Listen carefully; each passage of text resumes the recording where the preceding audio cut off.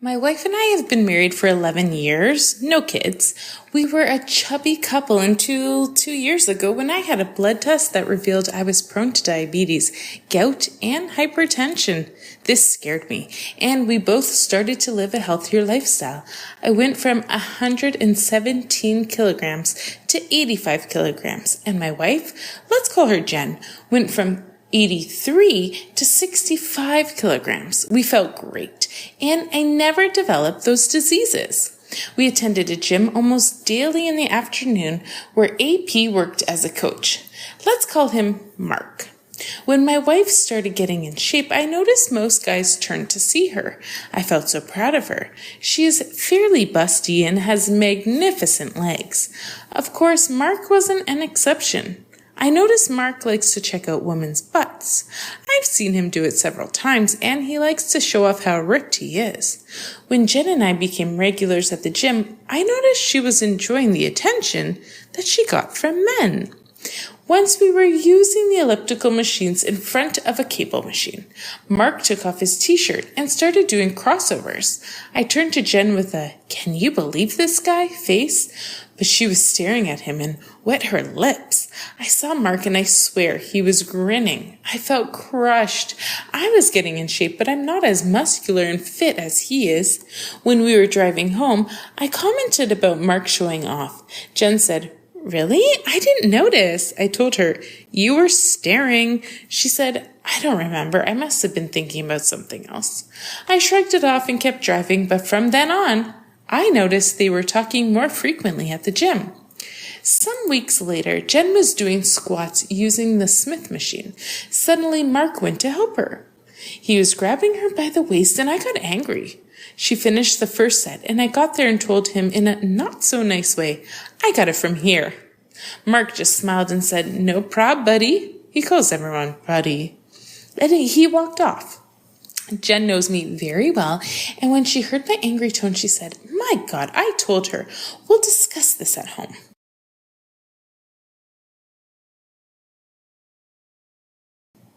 At home, drama blew up. She called me immature and jealous. I told her I noticed he was trying to get into her pants, and she said she knew that but would never cheat on me. I asked why she let him touch her, and she said she didn't want to be rude. After about an hour of arguing, we agreed to change gyms. We went to another place to exercise, but Jen was resentful towards me in the following months, arguing that I don't trust her. 3 months after we changed gyms, a very good opportunity opened up at my job, but it required me to work in the afternoon.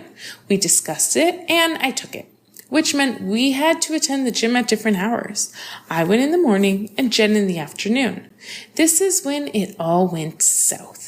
Jen's resentment increased, and we barely spoke.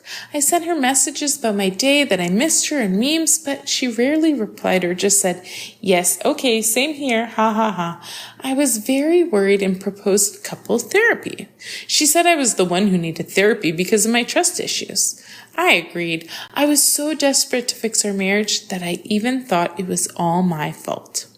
For the next year, now this is 2022, I went to therapy, but Jen's behavior didn't change. We weren't intimate anymore, and she was never in the mood. I snooped on her phone, but didn't find anything out of the ordinary. I looked in her car for a second phone, nothing. I checked her phone again to see her map history. It only showed house, work, house, gym, house. Whenever I tried to talk to her, she just said she was having a 40s phase. It'll pass. I never had any evidence of cheating, so I continued working and worrying. We live in a condo. The security guard, a very cheerful man called Mr. P, greeted me. We chat a lot. He was touching his shoulder and told me yesterday he had to move a heavy sofa and had some pain today. I was sympathetic, and he dropped the bomb. "Maybe you can arrange a meeting with your monsieur," I told him. "Who?" he said. "The guy who came yesterday to massage Miss Jen." It took me a second to process this. I told him, "Do you have a video of him?" I think he noticed I was pale and hurried to show me. Guess who? Mark, of course. He has come a few times to massage my wife. I took the day off and started investigating. I asked a coworker for his car, and in the afternoon, I followed Jen. She parked her car at the mall where the gym is, and there was Mark waiting for her. They giggled and behaved like a couple with kisses and hugs. I was nearly in tears. They walked a couple of blocks and went into a residential area. I tried to follow them with my phone ready to record, but the guard stopped me and asked, "Can I help you?" I just said, "What a nice couple. Do you know them?" He said he thinks they are newlyweds, but can't tell me anything else. I called Jen, but she never answered. I went to her car in the mall and wondered why that place didn't show on the map. I dialed again and I could hear her phone inside her car. That's why. I also found out Jen hasn't attended the gym in 8 months. I didn't know that the previous night was the last time I slept with Jen in the same bed. I returned the car and went home, then called my parents. Fortunately, my dad answered and I told him everything. I was crying and he comforted me and told me to get evidence. Obviously, my marriage is over and I need all I can gather while he contacts one of his friends, who is an excellent divorce lawyer. Jen called me when she saw the 2 missed calls. I just told her I was already at home and she told me, "I'm on my way from the gym. My butt is killing me." Yeah, I can guess. When she saw me, she asked, "What happened? Why did you cry?" I don't know how, but I was mentally focused. I smiled and told her, "I got the flu. That's why I left work early. Don't come near me. It might be contagious. I'll be tested tomorrow. I'll sleep in the other room." She looked at me for a couple of seconds and then left me alone. I was glad to be alone. I waited and Jen left. I cried in my father's arms all night, and he comforted me, saying tomorrow would be a better day. Dad didn't tell my mother the entire story, but Mom was in tears while I explained. I called my boss and asked for a week off, and he kindly agreed. Early in the morning, my dad called me to his study and asked me what I would do. I didn't know. I was devastated. He looked me in the eye and said, "Son, she is waiting for you to be gone, so your house will be her love nest. If you don't put cameras in your house, you'll never get proof." I felt so ashamed. My dad was encouraging me to go in the house and spy on Jen, but he was right. I asked him if he could do it for me because I'm not emotionally stable and I'm afraid Jen might catch me. My brother stood up and said, "I'll do it." He has a buddy who runs a hardware store, and when they got small cameras legal and installed them in the kitchen, living room, and main room. One of them has a night lens. In the evening, I was exhausted, so I told my mom I'd go to bed early.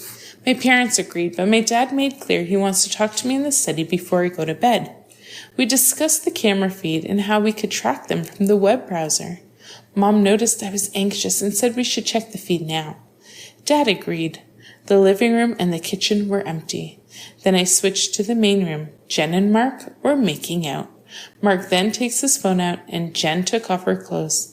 I felt like vomiting, but my mom, crying, held me. Dad sat back in his chair in complete silence. I told them I want a divorce. The following day, I saw the lawyer and presented the evidence to him. He started the procedure and sent Jen a formal letter. Then Jen calls me in the afternoon. I didn't answer. I called my boss and told him I needed more time to arrange my life, and he agreed. I'm so very glad he was so kind to me. A month later, the judge called us, and when we were both in front of him, I saw Jen as a ghost. She looked very skinny and had dark eyes. Mark was there, smirking. The judge said the evidence is clear and we will get divorced. The rest was a blur.